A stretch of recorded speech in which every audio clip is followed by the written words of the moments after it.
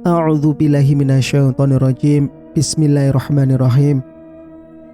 Assalamualaikum warahmatullahi wabarakatuh. Kembali lagi bersama Mang Sukir di channel Sampul Hitam yang tentunya akan berbagi cerita. Dan untuk kali ini masih melanjutkan cerita yang sebelumnya yang berjudul Ludah Pocong Penglaris. Cerita ini ditulis oleh Tika Novita. Dan tentunya bagi teman-teman yang ingin membacanya secara langsung, teman-teman bisa langsung kunjungi link yang saya sudah sertakan ada di deskripsi. Dan tak usah berlama-lama, bagaimanakah untuk cerita kali ini? Ini dia kisahnya. Selamat mendengarkan.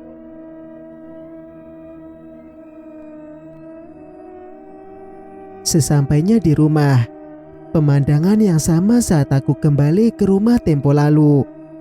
Orang-orang rela antri demi nasi pecel. Namun, kali ini tak ada sosok menyeramkan yang kulihat.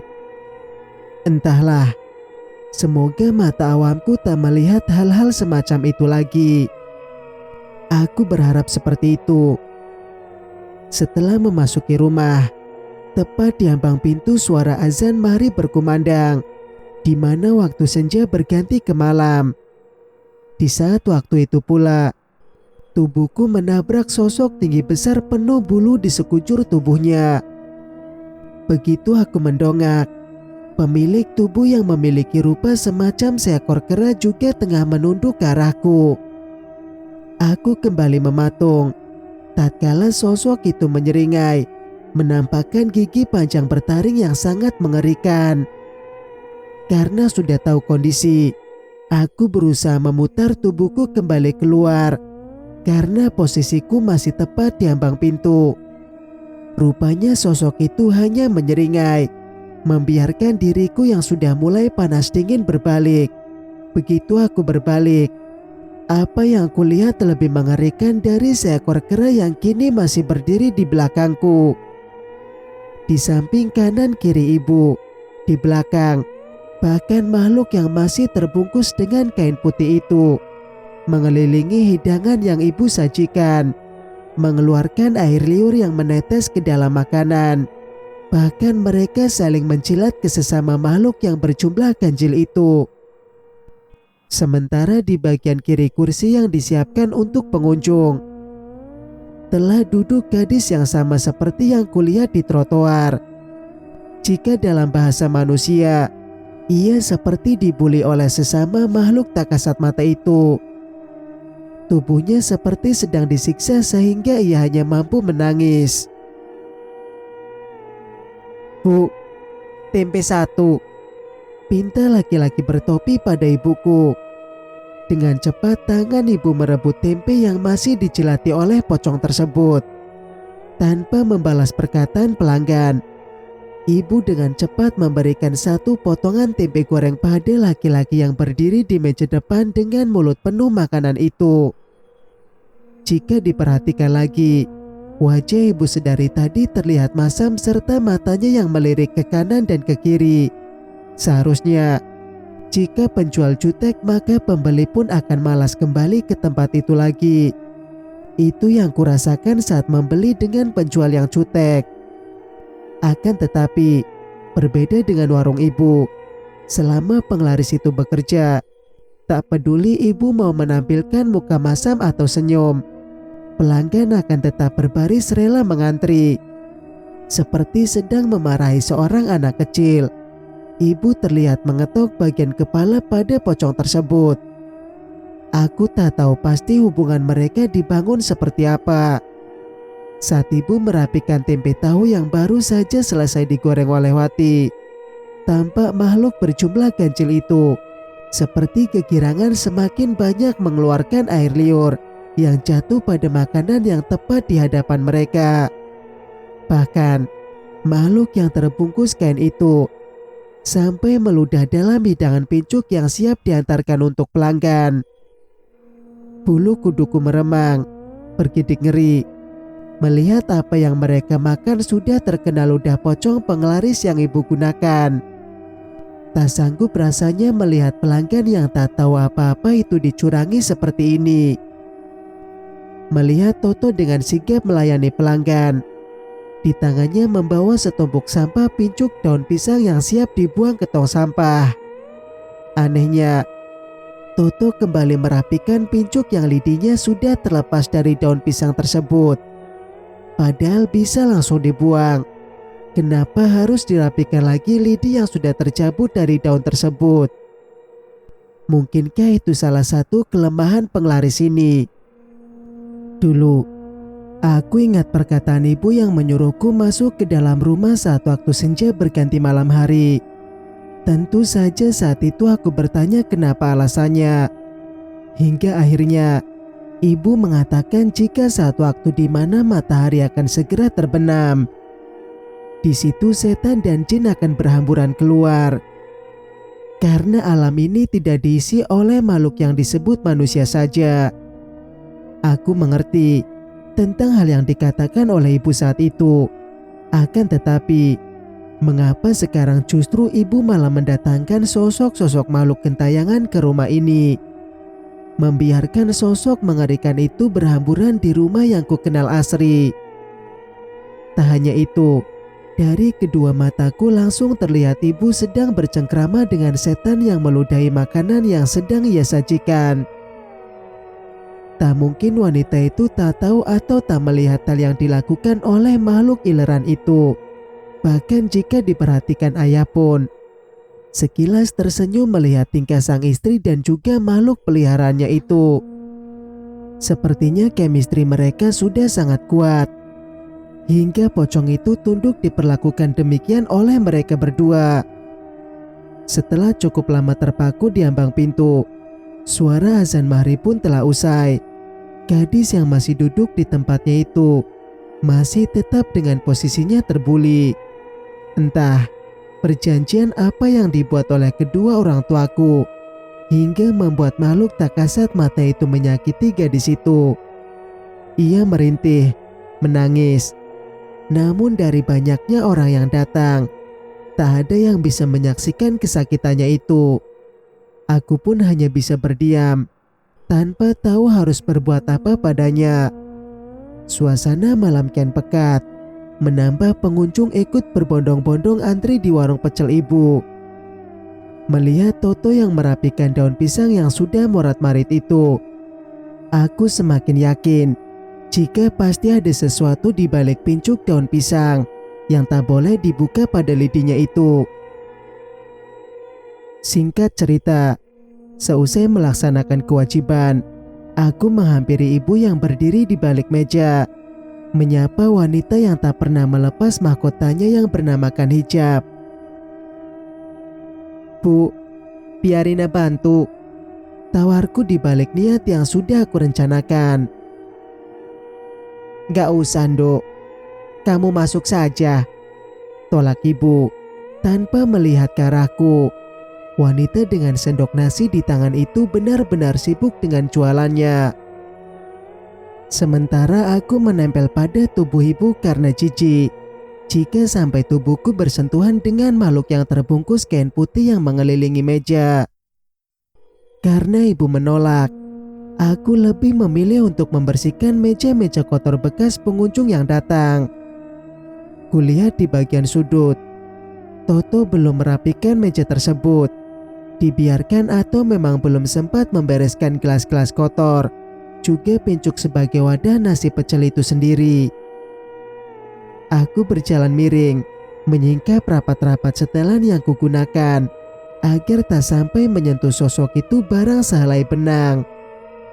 Lalu, dengan cepat tanganku meraih pincuk yang tergeletak di meja. Ada 4 pincuk daun pisang yang masih menyatu dengan lidi. Jika Toto merapikan kembali lidi yang terlepas, maka kali ini aku akan membuka setiap lidi yang menancap pada ujung daun pisang yang dibuat pincuk tersebut. Tak lupa aku memakai sandal yang sudah kusiapkan di muka pintu sehabis pulang dari pesantren tadi. Dengan cepat aku melempar daun pisang yang sudah morat-marit itu ke dalam bak sampah.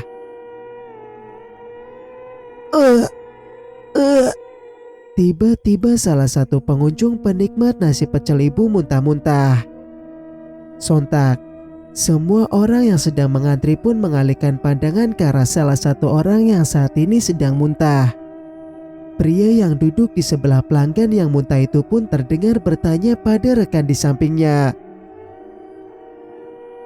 "Kamu kenapa?" tanya pria yang memakai jaket levis itu pada teman di sampingnya. "Ayo kita pulang aja," ajaknya yang langsung menuju kasir, di mana ibu tengah berdiri dengan tatapan sinisnya. Dengan cepat aku menghampiri. Ibu tampak kesal dilihat dari raut wajahnya, serta tatapan matanya yang melorok. "Berapa, Bu?" tanya pria berpeci hitam yang tadi memuntahkan makanannya. "Gak usah bayar, Mas," ucap ibu lirih. "Loh, saya kan beli, Bu." "Gak usah, Mas. Saya cari rezeki. Jangan memutus mata pencarian orang dengan apa yang kamu lihat. Cukup tidak datang ke tempat ini lagi," pinta ibu pada pria berpeci. Pria itu tampak gemetar sambil memegang perutnya berulang. Sementara teman yang duduk di sampingnya tadi tetap melahap nasi pecel yang disajikan di pincuk tanpa sisa. "Saya hanya pelanggan yang kebetulan tahu. Tidak ada niat di hati saya untuk menyebarluaskan apa yang saat ini saya lihat, Bu," ujar pria itu.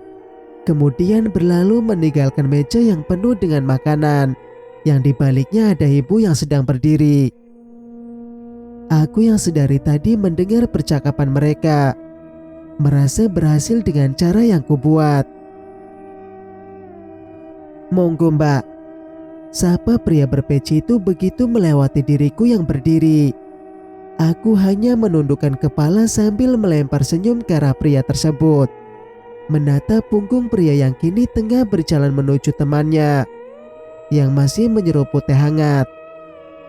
Dengan segera pria itu mengajak sang rekan pergi meninggalkan warung ibu, mengendarai sepeda motor sampai benar-benar tak terlihat oleh pandanganku.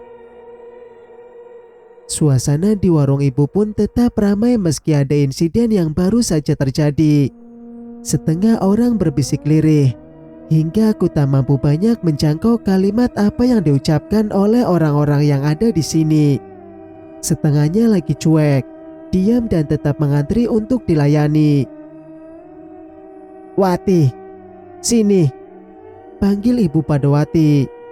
Dengan cepat wanita dengan setelan oblong itu menghampiri ibu. "Kamu jaga dulu di sini ya," pinta ibu begitu Wati sudah ada di hadapannya. Aku masih tetap dengan posisiku, membiarkan mereka melewatiku, bahkan seperti tak menganggap diriku ini ada. "Dok, bantuin ibu ambil rempeyek di belakang." Aku ketar-ketir. Apa ucapan ibu hanya sebatas alasan? Padahal sebenarnya aku tak boleh berada di warung yang sedang ramai pembeli ini. Lalu sengaja mengacaukan usaha haram yang ibu lakukan. Aku mengangguk, mengikuti permintaan ibu untuk membantunya. Ayah yang sibuk dengan pelanggan bersama Toto mungkin saja tak mengetahui hal yang baru saja terjadi. Tapi tak mungkin rasanya karena tempat ini tak begitu luas. Jika begitu, ayah sengaja menutup mata. Setelah mengekori ibu masuk ke dalam rumah, benar saja wanita itu melangkah menuju dapur. Akan tetapi, tiba-tiba langkahku terhenti tatkala wanita yang ada di depanku juga menghentikan langkahnya. Ibu membalikkan badannya yang cukup dekat dengan diriku saat ini berdiri. "Kenapa, Bu?" Cukup keras, namun tak cukup sakit melebihi hati ini yang sudah terlanjur beku. "Jangan ikut campur," Ibu memperingati seraya mengacungkan telunjuknya tepat di wajahku.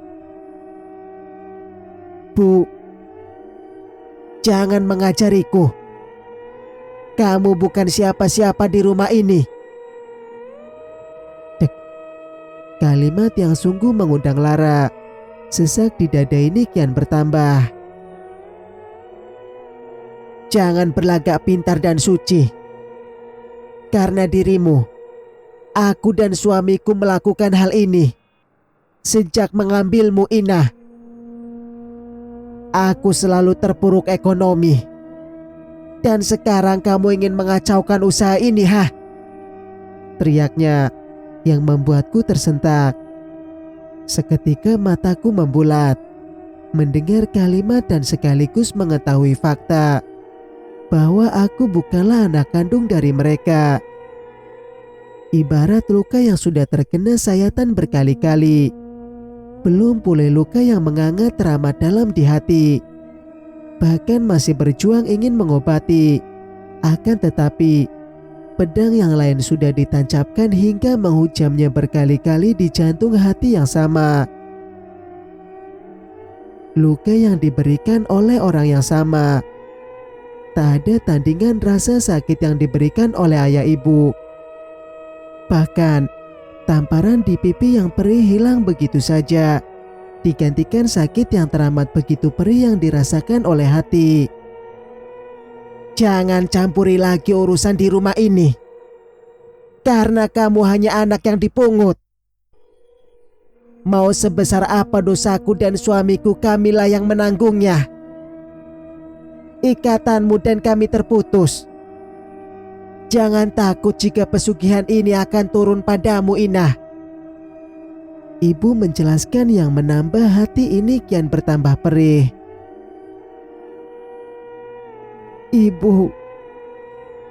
Tangisku pecah saat itu juga. Mata kami saling bertemu. Sorot Pinar yang kini redup karena tertutup mendung yang akan segera turun hujan dari sepasang manik yang sudah tak mampu lagi menahannya. Iya, wanita itu baru tersadar akan ucapannya. Tangannya membekap mulutnya sendiri, membiarkan bulir bening yang sudah menggenang di pelupuk matanya luruh begitu saja. Inah, Dok, maafkan ibu, ucapnya seraya meraih tubuhku yang hampir tumbang. Tak mampu lagi berucap.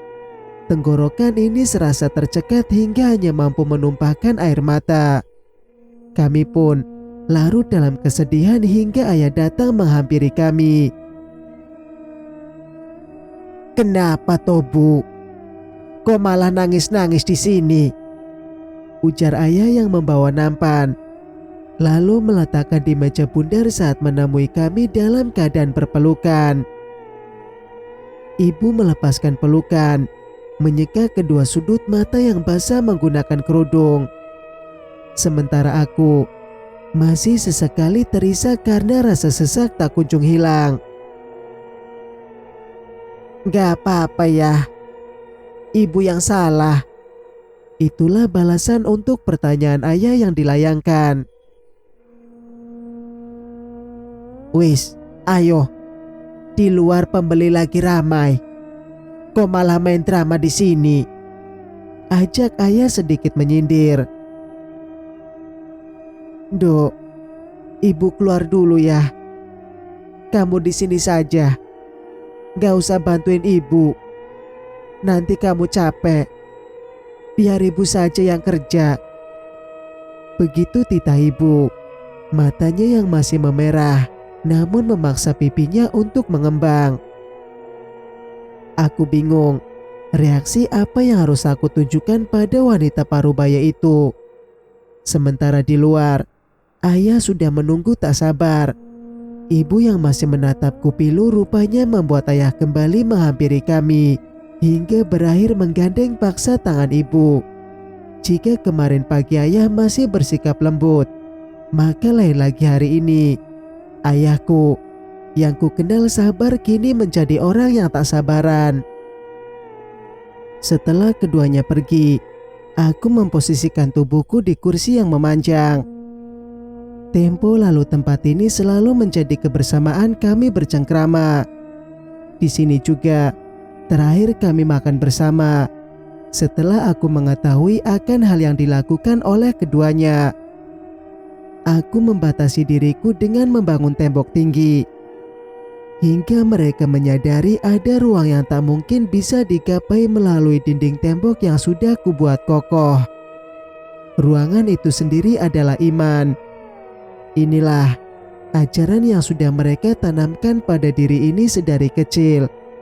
Hati yang tak mudah goyah meskipun sudah diombang-ambing oleh badai kenestapaan.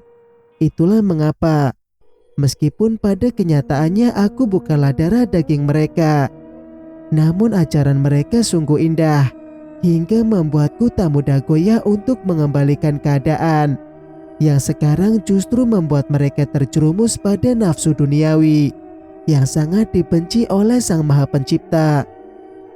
Malam kian larut. Hawa dingin menembus kulit meskipun aku sudah memakai kain yang cukup tebal. Di luar, terdengar suara orang yang tengah menyapu halaman. Saat kunyalakan ponsel guna melihat jam, rupanya waktu menunjukkan pukul 1 tepat dini hari.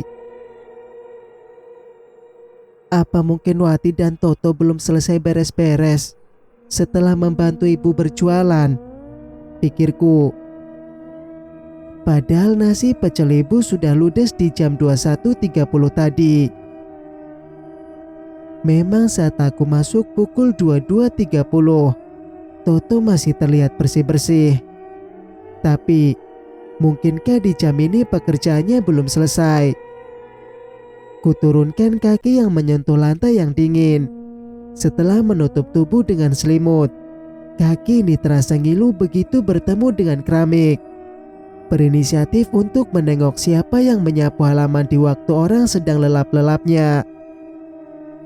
Setelah keluar kamar, ruang tamu yang menjadi pemandangan. Begitu aku membuka pintu masih terang, karena lampu masih dibiarkan menyala. Mungkinkah ayah dan ibu lupa mematikan, atau sengaja memang dibiarkan menyala? Kamar ayah dan ibu pun dibiarkan pintunya terbuka lebar. Sebelum melihat keadaan luar, aku terlebih dulu mengintip ruangan yang kini sepi tak berpenghuni itu. Benar saja, ayah dan ibu sedang tak berada di bilik.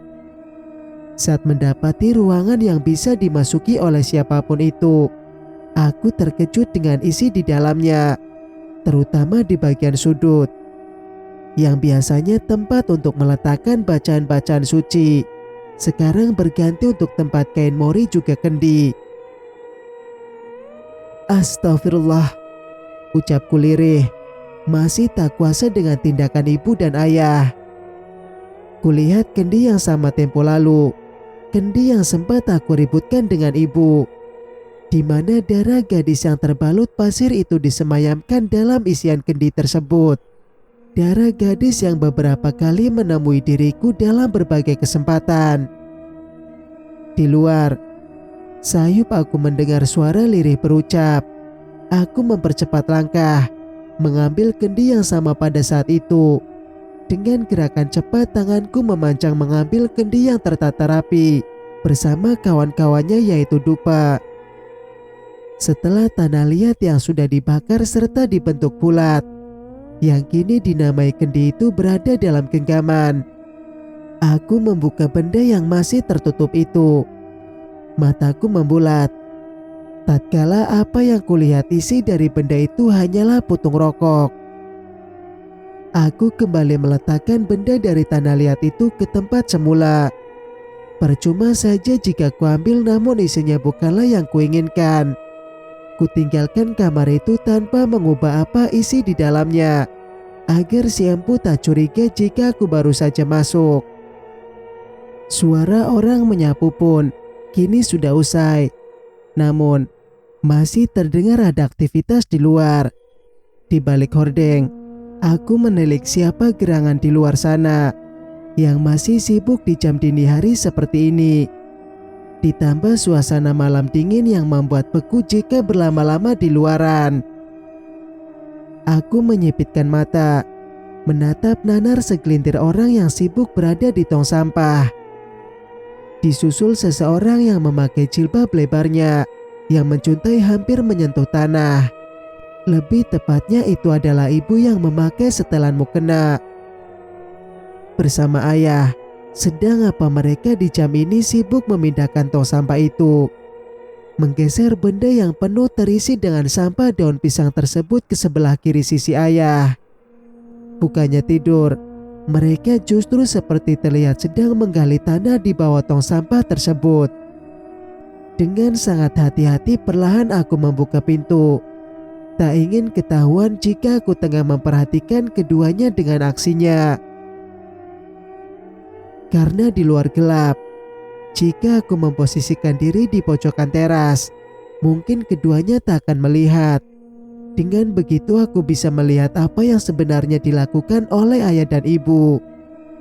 Benar saja, di tangan ayah sedang memegang sekop dan menggali tanah tempat tong sampah itu biasa diletakkan. Mengapa harus dibawa tong sampah itu? Aku pun penasaran. Dengan seksama aku memperhatikan mereka. Kutajamkan penglihatan. Rupanya di samping ibu yang saat ini tengah berjongkok menemani ayah yang menggali, kendi itu ada di sampingnya. Setelah menggali, ayah mengambil benda putih yang cukup mencolok di kegelapan. Kain kafan. Lirih aku bergumam. Dengan tergesa, ayah membuka kain kafan yang menjadi bungkus pada benda bulat menyerupai kepala itu. Begitu dibuka, bau busuk menyengat tercium begitu kuat sampai membuatku mual, ingin muntah. Ibu pun terlihat menutupi hidungnya dengan kain yang ia kenakan saat ini. Bu, jangan tutup hidungmu. Itu sama saja kamu menghina Tuan. Bentak ayah dengan suara yang cukup lantang sampai terdengar olehku. Shh, jangan keras-keras. Ibu mengingatkan dengan gerakan refleks, meletakkan telunjuk ke bibirnya. Ayo cepat, ambil kepala ini. Simpan dalam kendi yang kamu bawa itu. Perintah ayah yang membuatku nyaris pingsan oleh kalimatnya, serta bau yang menyeruak dan apa yang kulihat. Iya, balas ibu. Aku tak tahu pasti kepala apa yang dimaksud oleh ibu dan ayah. Yang ku tahu pasti, gadis yang beberapa kali menemuiku kini sedang duduk tepat berada di sampingku dengan wajah yang berlumuran darah. Cerita pun bersambung. Jika kalian suka dengan ceritanya, jangan lupa untuk like, komen, dan subscribe channel ini agar bisa mendengarkan cerita-cerita berikutnya. Wassalamualaikum warahmatullahi wabarakatuh.